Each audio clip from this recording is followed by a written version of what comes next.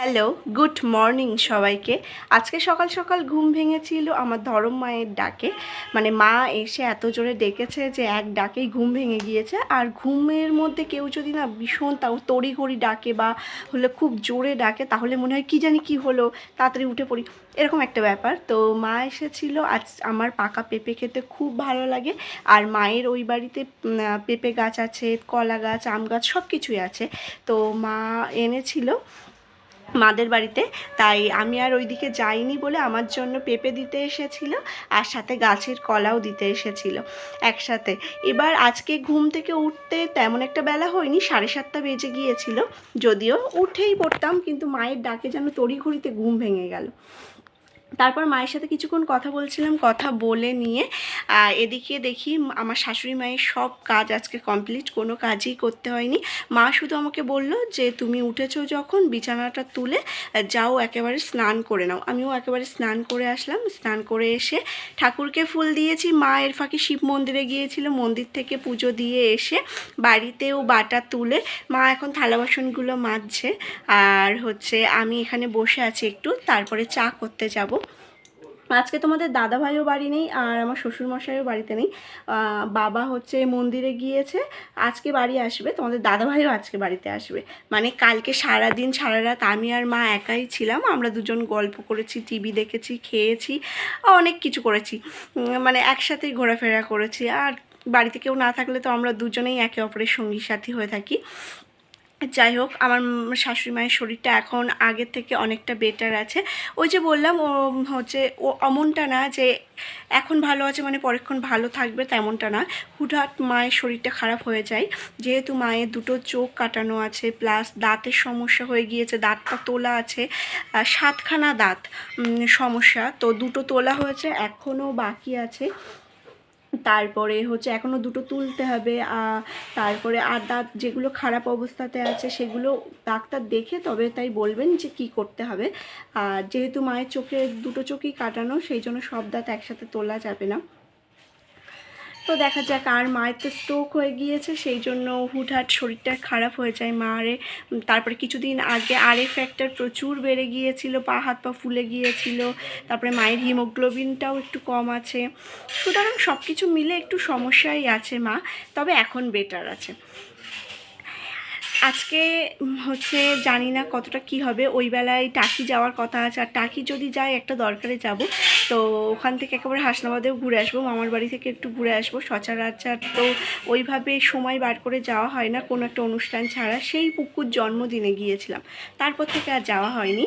তো ভাবছি একটু যাব, দরকার আছে, দরকারটা মিটিয়ে মামার বাড়ি থেকে ঘুরে আসবো। এখন জানি না কতটা কি হবে। কোথাও একটা পড়েছিলাম যে অতীতকে কোনো দিন চেঞ্জ করা যায় না, তেমন ভবিষ্যৎকেও আগে থেকে বলা যায় না। তো এখন পরিস্থিতি ভালো, ওয়েদারও ভালো আছে। ওই বেলা যদি হঠাৎ করে ঝড় বৃষ্টি চলে আসে তো যাওয়া আর হবে না। সেই জন্য ইচ্ছা আছে, জানি না কতটা কি হবে। যদি সব কিছু ঠিক থাকে তাহলে অবশ্যই ওই বেলা টাকি যাব। আর আজকে যেহেতু বাবা তোমাদের দাদাভাই বাড়িতে আসবে, সুতরাং রান্নাবান্নার ঝামেলা নেই। তবে তাড়াতাড়ি করে আমরা দুজন একটু বসে থাকবো, মানে বসে গল্প করব, টিভি দেখবো। কেননা রৌদ্র ওঠার আগে আমরা কাজকর্ম তাড়াতাড়ি সেরে নিই, তাহলে কষ্টটা কম হয়। তো চলো তোমাদেরকে পেঁপেটা দেখাই। এই যে মা এই পেঁপেটা দিয়ে গিয়েছে, পুরো একদম রং চড়ে গিয়েছে পেঁপেটাতে।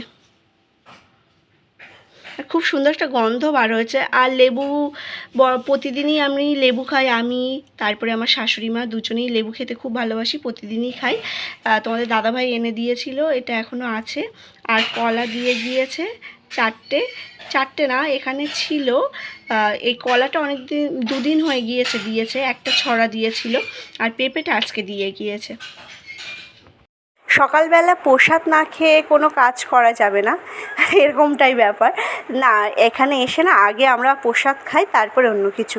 তো হরিনামের গাড়ি এসেছিলো, তাই প্রসাদ খেয়েছি, তারপর চা খেলাম। আজকে রান্নাটা আমি করেছি। আর আজকে এতটা গরম পড়েছে যে মানে কিছু বলা যাচ্ছে না, এত গরম। আমি সকালে তো একবার স্নান করেছি, তারপরেও রান্না শেষে ঘরবাড়ি ঝাড় দিয়ে সব ঘর মুছেছি, আবার সাথে নিজেও স্নান করে নিয়েছি, থালা বাসনও মেজে নিয়েছি। এখন একটু শুয়ে আছি, প্রচণ্ড কষ্ট হয়ে গিয়েছে আজকে। দেখবে বাইরে যদি রোদ না থাকে তাহলে কাজকর্ম করতে অতটা কষ্ট হয় না, আর রোদ থাকলে যেন বেশি কষ্ট হয়। তখন একটুখানি দৌড়ঝাঁপ করা যায় না, গেলেই দৌড়ঝাঁপ করলেই আর কি হচ্ছে ঘাম ঘেমে নিয়ে একেবারে কি একটা কষ্ট হয় যেন।